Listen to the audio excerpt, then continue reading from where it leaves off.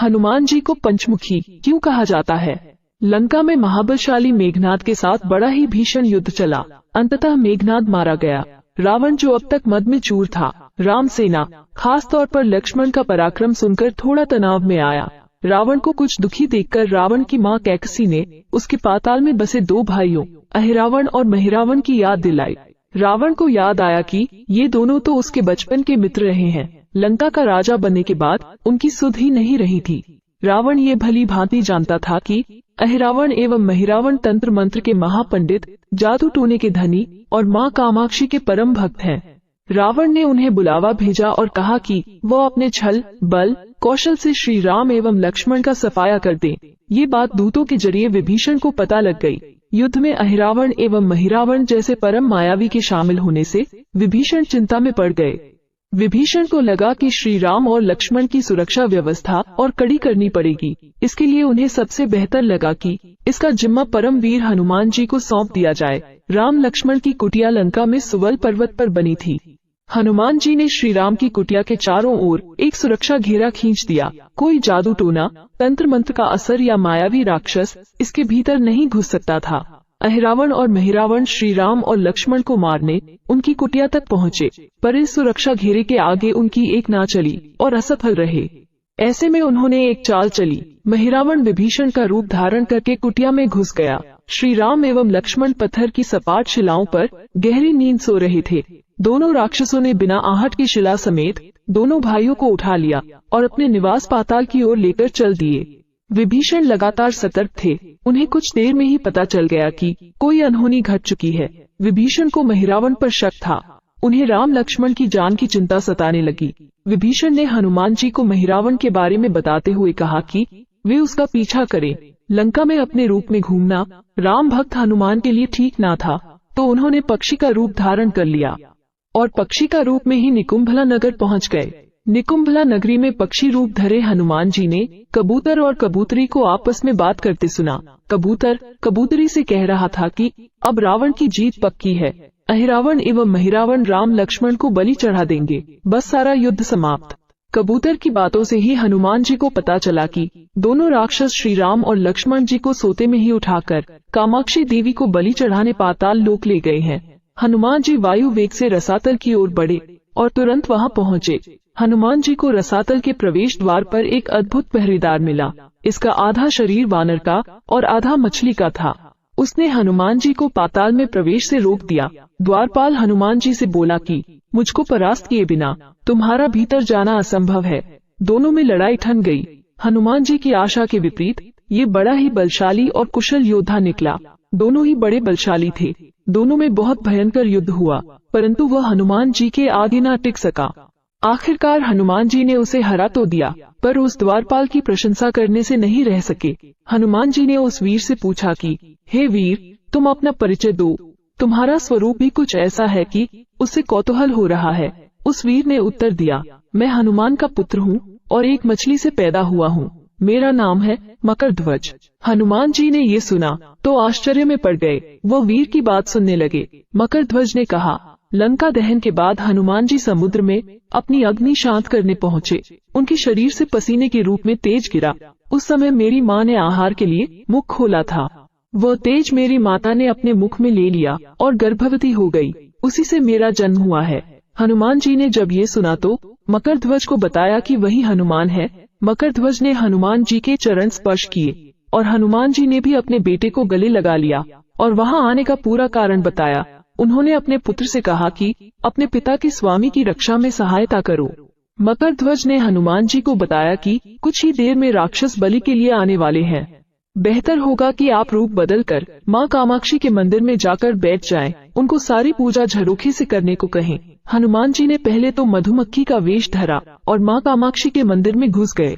हनुमान जी ने माँ कामाक्षी को नमस्कार कर सफलता की कामना की और फिर पूछा, हे माँ, क्या आप वास्तव में श्री राम जी और लक्ष्मण जी की बलि चाहती हैं? हनुमान जी के इस प्रश्न पर माँ कामाक्षी ने उत्तर दिया कि नहीं, मैं तो दुष्ट अहिरावण एवं महिरावण की बलि चाहती हूँ।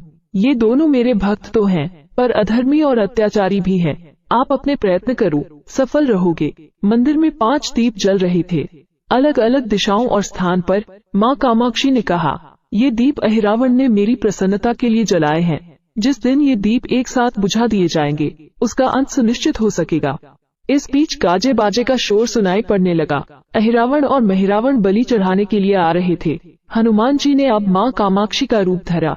जब अहिरावण और महिरावण मंदिर में प्रवेश करने ही वाले थे, तभी हनुमान जी का महिला स्वर गूंजा। हनुमान जी बोले, मैं कामाक्षी देवी हूँ और आज मेरी पूजा झरोखे से करो। झरोखे से पूजा आरंभ हुई। ढेर सारा चढ़ावा माँ कामाक्षी को झरोखे से चढ़ाया जाने लगा।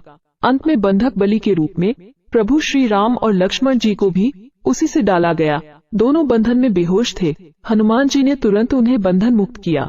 अब पाताल लोक से निकलने की बारी थी, पर उससे पहले माँ कामाक्षी के सामने अहिरावण और महिरावण की बलि देकर उनकी इच्छा पूरी करना और दोनों राक्षसों को उनके किए की सजा देना शेष था।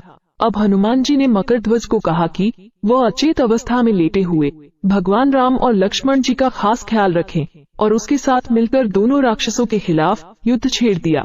पर यह युद्ध आसान नहीं था।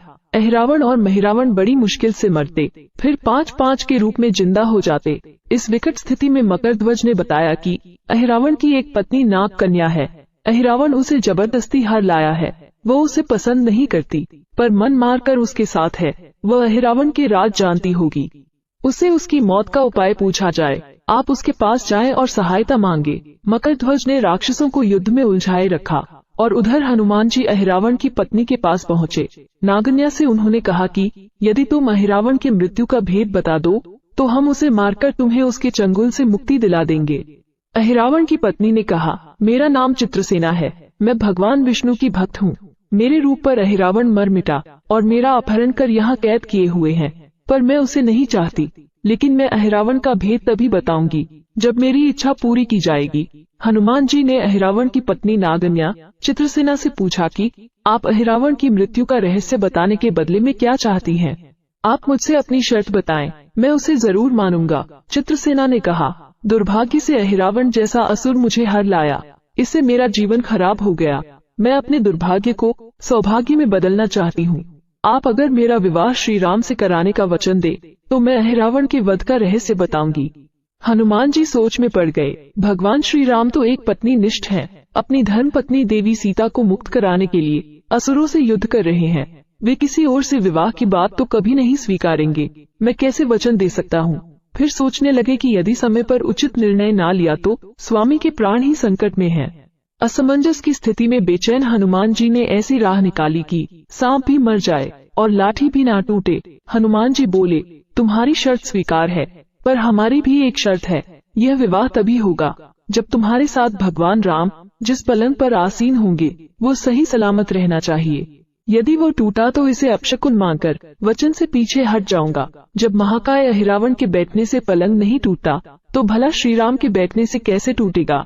ये सोचकर चित्रसेना तैयार हो गई। उसने अहिरावण समेत सभी राक्षसों के अंत का सारा भेद बता दिया।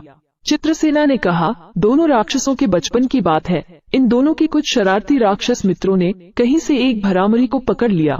मनोरंजन के लिए वे उस भरामरी को बार बार कांटों से छेड़ रहे थे। भरामरी साधारण भरामरी नहीं थी, वो भी बहुत मायावी थी, किंतु किसी कारणवश वो पकड़ में आ गई थी। भरामरी की पीड़ा सुनकर अहिरावण और महिरावण को दया आ गई और अपने मित्रों से लड़कर उसे छुड़ा दिया। मायावी भरामरी का पति भी अपनी पत्नी की पीड़ा सुनकर आया था। अपनी पत्नी की मुक्ति से प्रसन्न होकर उस भोरे ने वचन दिया था कि तुम्हारे उपकार का बदला हम सभी ब्रह्म जाति मिलकर चुकाएंगे।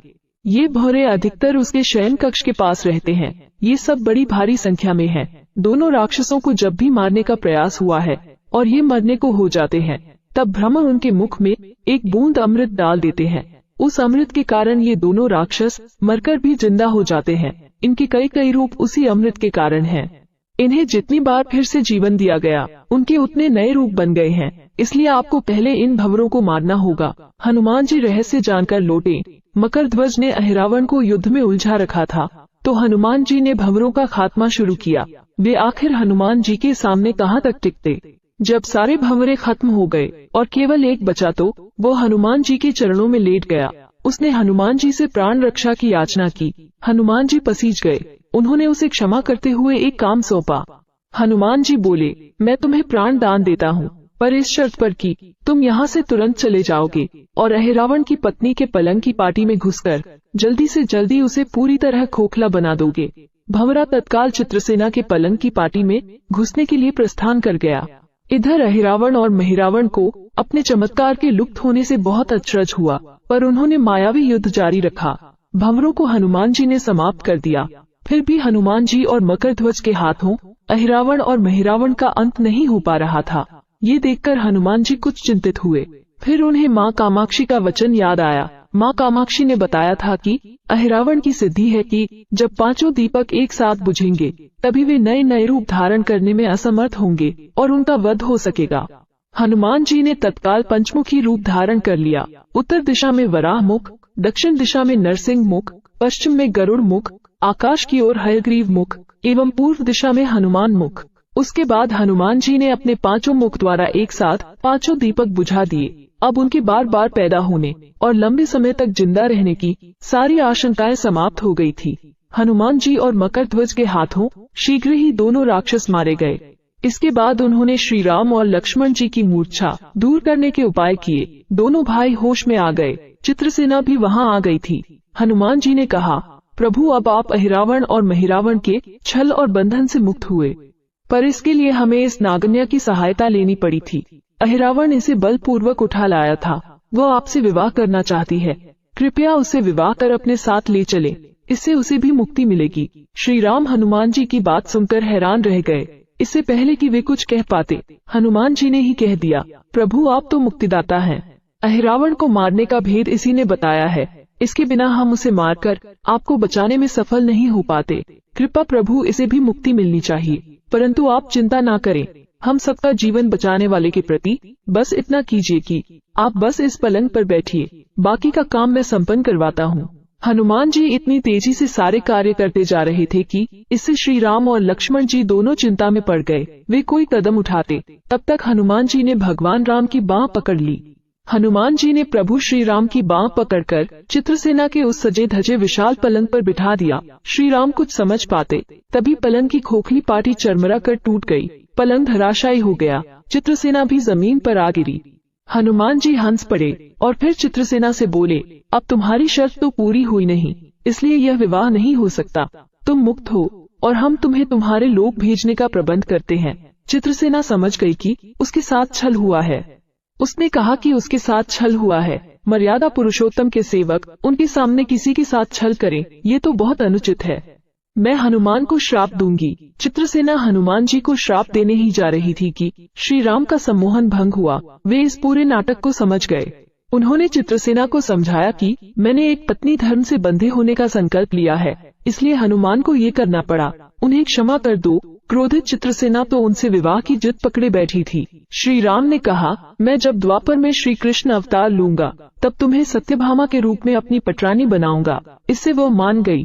हनुमान जी ने चित्रसेना को उसके पिता के पास पहुंचा दिया। चित्रसेना को प्रभु ने अगले जन्म में पत्नी बनाने का वरदान दिया था। भगवान विष्णु की पत्नी बनने की चाह में उसने स्वयं को अग्नि में भस्म कर लिया। श्री राम और लक्ष्मण जी मकरध्वज और हनुमान जी सहित वापस लंका में सुवल पर्वत पर लौट आए। इसी प्रसंग में हमें एक दूसरी कथा भी मिलती है, जब मरियल नाम का दानव भगवान विष्णु का सुदर्शन चक्र चुराता है और यह बात जब हनुमान जी को पता लगती है तो वो संकल्प लेते हैं कि वे चक्र पुनः प्राप्त कर भगवान विष्णु को सौंप देंगे। मरियल दानव इच्छानुसार रूप बदलने में माहिर था, अतः विष्णु भगवान ने हनुमान जी को आशीर्वाद दिया। साथ ही इच्छानुसार वायु गमन की शक्ति के साथ गरुड़ मुख, भय उत्पन्न करने वाला नरसिंह मुख, हयग्रीव मुख ज्ञान प्राप्त करने के लिए तथा वराह मुख सुख एवं समृद्धि के लिए था। पार्वती जी ने उन्हें कमल पुष्प एवं धर्मराज ने उन्हें पाश नामक अस्त्र प्रदान किया। आशीर्वाद एवं इन सबकी शक्तियों के साथ हनुमान जी मरियल पर विजय प्राप्त करने में सफल रहे। तभी से उनके इस पंचमुखी स्वरूप को भी मान्यता प्राप्त हुई।